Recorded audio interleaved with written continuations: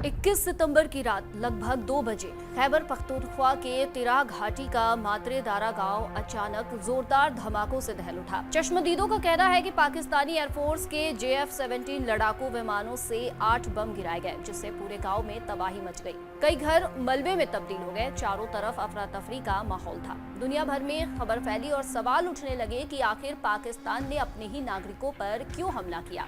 मौके पर मौजूद लोगों ने बताया कि इस हमले में कम से कम 30 लोग मारे गए, जिनमें औरतें और बच्चे भी शामिल थे। दर्जनों लोग घायल हुए और बचाव टीमें घंटों तक मलबा हटाकर लाशें निकालने में जुटी रहीं। लेकिन यहाँ एक बड़ी उलझन है। एक तरफ गांव वालों और स्थानीय मीडिया का कहना है कि ये हमला सीधे उनके घरों पर हुआ।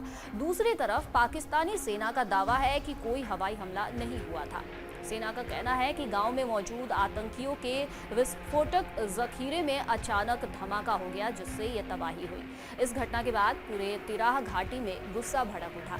जगह जगह लोग विरोध प्रदर्शन कर रहे हैं। कबायली बुजुर्ग और कार्यकर्ता जांच और जिम्मेदारों के खिलाफ कार्रवाई की मांग कर रहे हैं। सवाल ये भी उठ रहे हैं कि क्या आतंकवाद खत्म करने के नाम पर आम नागरिकों की जान को इतनी आसानी से दांव पर लगाया जा सकता है? तो आखिर सेना ने तिराह घाटी को क्यों निशाना बनाया?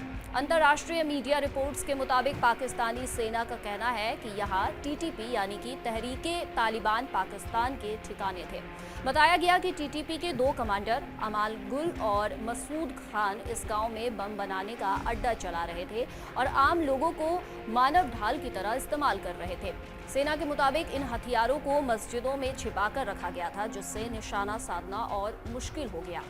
लेकिन आलोचक कहते हैं कि चाहे वजह कुछ भी हो, इतनी बड़ी संख्या में निर्दोष लोगों की मौत ने सेना की रणनीति और नीयत दोनों पर सवाल खड़े कर दिए हैं। विपक्षी दल और मानवाधिकार संगठन खुलकर सरकार और सेना को कटघरे में खड़ा कर रहे हैं। अब बात करते हैं कि ये संघर्ष है क्या और अभी भी क्यों जारी है।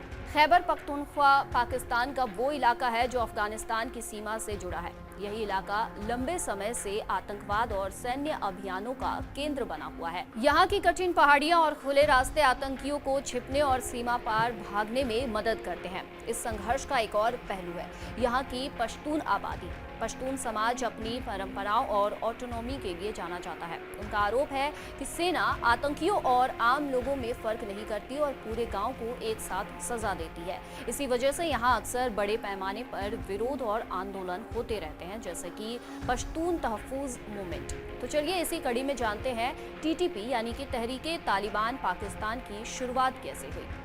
असल में 2001 में जब अमेरिका ने अफगानिस्तान पर हमला किया और तालिबान सरकार गिरा दी, तो कई लड़ाके सीमा पार करके पाकिस्तान में आ गए। धीरे धीरे ये अलग अलग गुटों में बंट गए और फिर एकजुट होकर TTP नाम से सामने आए। उनका मकसद पाकिस्तान सरकार और सेना के खिलाफ लड़ाई छेड़ना था। आज भी ये संगठन अफगान सीमा के पार ठिकाने बनाकर कभी पाकिस्तान में हमले करता है और फिर वापस चला जाता है।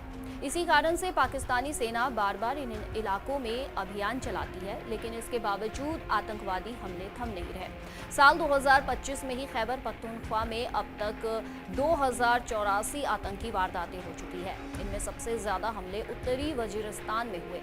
सिर्फ जून महीने में ही एक आत्मघाती हमले में 13 सैनिक और कई बच्चे मारे गए थे। मार्च में बन्नू छावनी पर हमला हुआ, जिसमें दर्जनों लोग मारे गए और घायल हुए। यानी हालात अब भी बहुत गंभीर है। एक तरफ सेना का दावा है कि वो आतंकवाद का सफाया कर रही है, दूसरी तरफ आम लोगों का कहना है कि इन ऑपरेशनों में सबसे ज्यादा उनकी जिंदगी दांव पर है।